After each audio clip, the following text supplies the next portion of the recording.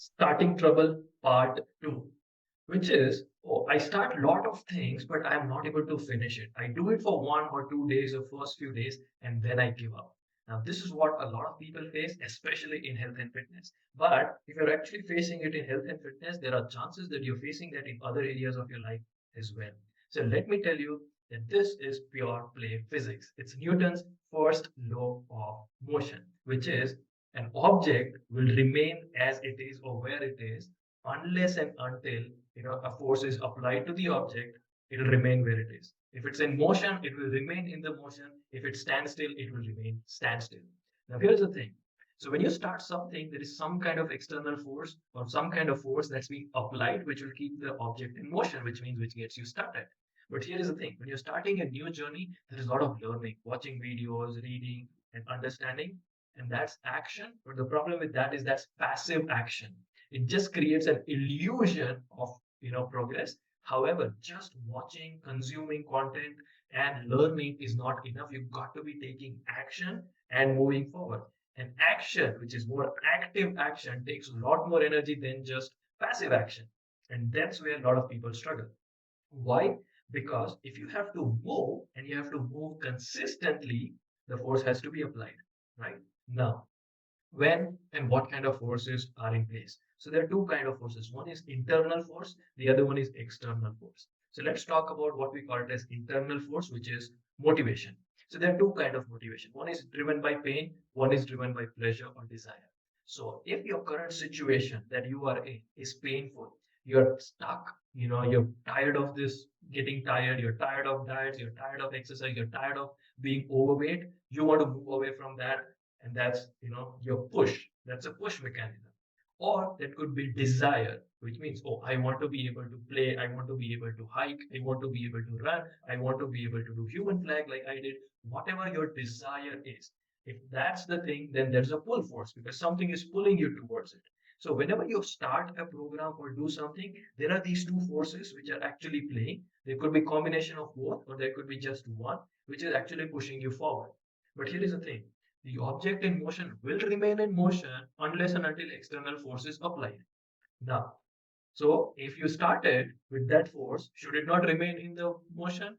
The answer is unless the external force is applied. But here is the thing: you have a lot of other things happening in life, right? And everything and everybody around you wants to take up your time, wants to take up your energy, wants to take up your attention.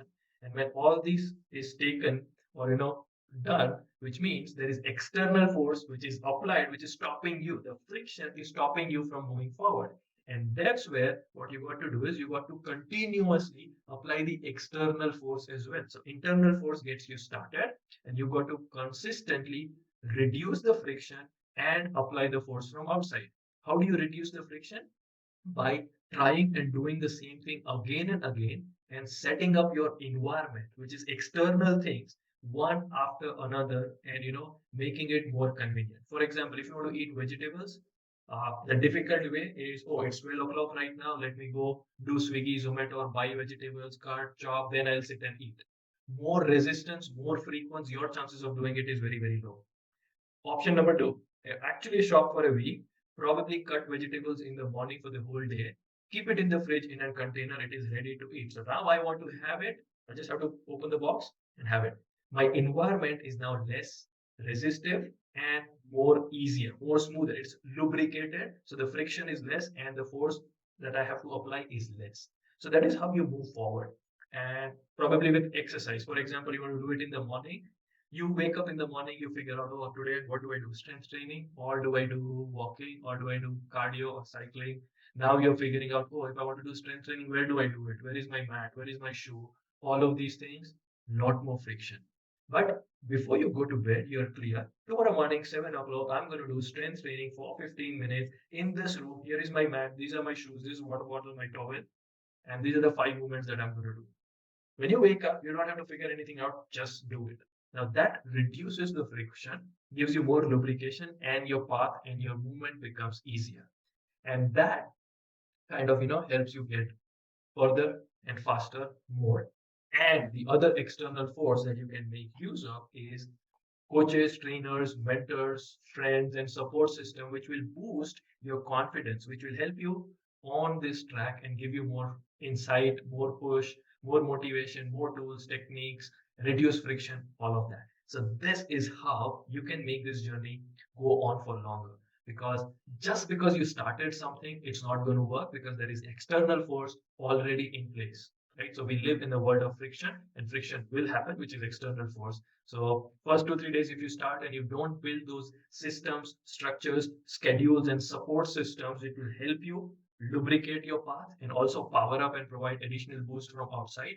You will stop doing it. I know it's a little longer, but I think it's very, very important for you to know that starting trouble could be this as well.